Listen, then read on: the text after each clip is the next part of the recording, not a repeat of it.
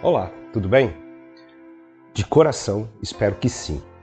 Mas acredito que esta tenha se tornado das perguntas mais delicadas em nossos tempos, nesses dias de pandemia, neste mais de um ano de pandemia. Por quê? Porque fica difícil responder como estamos. É sempre uma constante incerteza, uma insegurança que nunca sentimos em toda a nossa vida.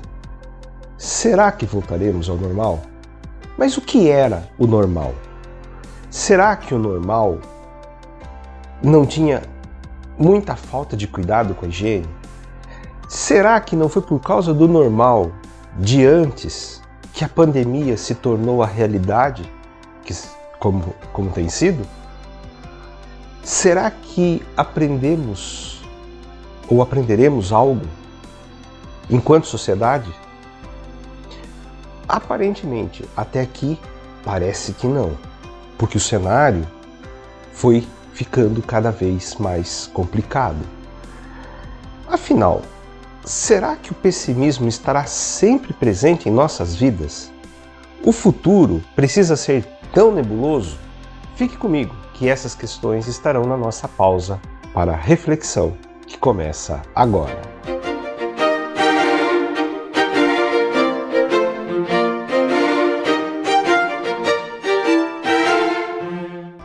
Leonard Mlodinow é um físico estadunidense, filho de sobreviventes do Holocausto. Ele escreveu roteiros para diversas séries envolvendo conhecimento de física e conhecimento científico, como MacGyver, na década de 80, Star Trek, e deu assessoria a muitas séries e filmes. Por quê? Porque ele é um divulgador do conhecimento científico. Suas maiores contribuições são suas obras que reúnem conhecimento científico com divulgação e análise desses trabalhos. Ele teve parceria escrevendo obra com Stephen Hawking, A Brevíssima História do Tempo, e teve outras parcerias com outros autores. Mas seus trabalhos, como A Janela de Euclides, em que trata sobre a matemática, O Andar do Bêbado, em que é um inventário sobre estatística, falando do papel do acaso, Subliminar, em que reúne um monte de experimentos feitos e trabalhos divulgados sobre a psicologia e a mente, principalmente o papel do inconsciente. De Primatas a Astronautas é sua obra em que trata sobre a saga do conhecimento humano, como que emergem as ciências, como que elas vão tendo forma e que maravilha é essa, até chegar ao nosso tempo. Seu último livro, Elástico, é um tratado sobre o pensamento flexível. Você já ouviu falar de pensamento flexível? Infelizmente, nós sabemos muito pouco, apesar de ser parte de nós. Aprendemos sempre o pensamento analítico, que é o pensamento com base mais racional e que, segundo a própria descrição de Leonard Mlodinow, é um pensamento que acontece de cima para baixo. O pensamento flexível é de baixo para cima. Ele é um tratado sobre a criatividade, a capacidade de pensar diferente e que nós, humanos, temos de não ficarmos presos no tempo. Em seus trabalhos, por exemplo, tem o caso do bilhete da loteria espanhola. Isso aí é um primeiro caso apresentado no Andar do Bêbado. O bilhete terminava com o número 48. E o ganhador, dando entrevista, explica por que ele comprou um bilhete com o final 48. Nas suas palavras, sonhei com o número 7 por 7 noites consecutivas. E conclui, 7 vezes 7 é 48. Se ele soubesse a tabuada do 7, talvez não ganhasse o prêmio. O papel do acaso aí é significativo. E nós não percebemos o quanto o acaso faz parte da nossa vida. Em Subliminar, Mlodinow traz o exemplo da fila do supermercado, em que nós, entrando na fila, a gente acha que a fila ao lado vai muito mais rápido. A gente olha dos lados, sempre a nossa fila é que está lenta. Qual a explicação disso? Todas as vezes em que entramos na fila do supermercado e ela vai rápido, muito mais rápido que todas as outras filas, nós não paramos para pensar, nossa, a minha fila é mais rápida do que as outras. A gente só presta atenção quando a nossa vai mais lenta. Então a tendência é prestar atenção quando a coisa dá errado. E quando dá certo? Quem fica pensando no que dá certo? Então a gente não deve nem se atentar à desgraça, nem se manter na ilusão. Existe um meio termo. Isto é pensar de forma diferente. Isto é ter o pensamento flexível. Reconhecer que a vida natural, a vida no mundo, ela acontece. E ela tem seus meios, tem seus mecanismos.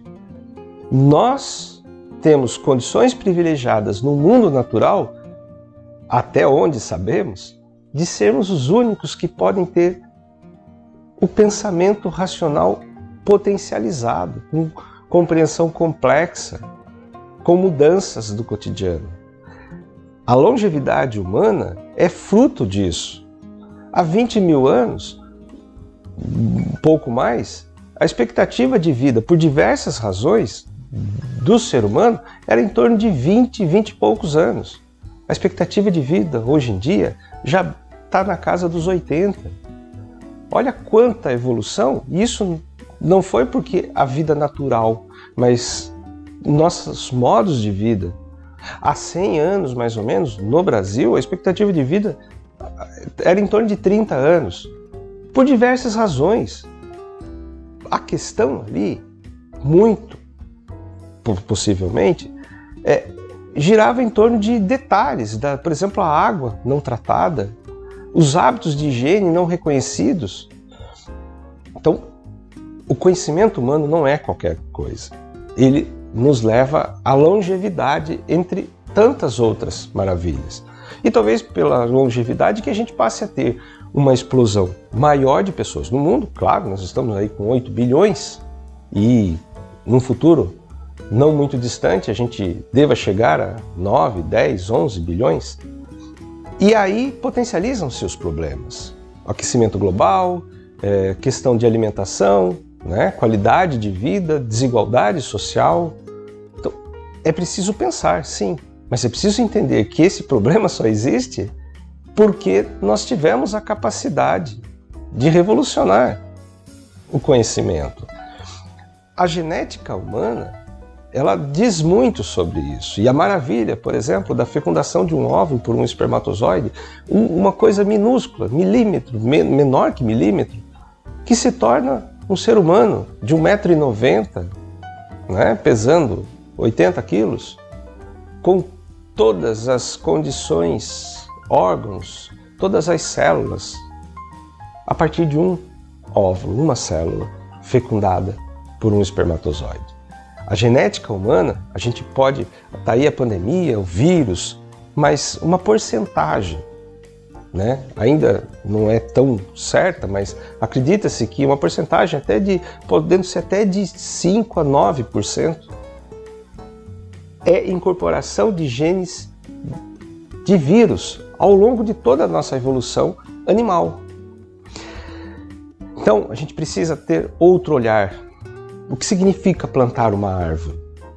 Eu, no meu quintal, tive a felicidade de poder plantar árvores e ver a transformação, e ver como a vida acontece, mas é preciso ter paciência até que ela gere sombra, até que ela possa ter muitos galhos e gerar frescor, e depois gerar frutos. Não é um processo qualquer. Se eu tivesse tentado nesses plantios e logrado infelicidade nessa vida, né, de gerar vida de uma planta, talvez eu pudesse ser pessimista. Hoje eu não consigo. Isso não significa que eu me iluda, né, que eu me iluda com um futuro maravilhoso, que o ser humano é encantador. Não, não é. Mas eu não tenho elementos para ser pessimista à medida que eu vejo acontecer a vida, que eu assisto muitas coisas do reino animal e é fantástico pensar. É triste muitas extinções, a gente assistir a muitas extinções acontecendo, sim. Porém, existe a vida como recuperação.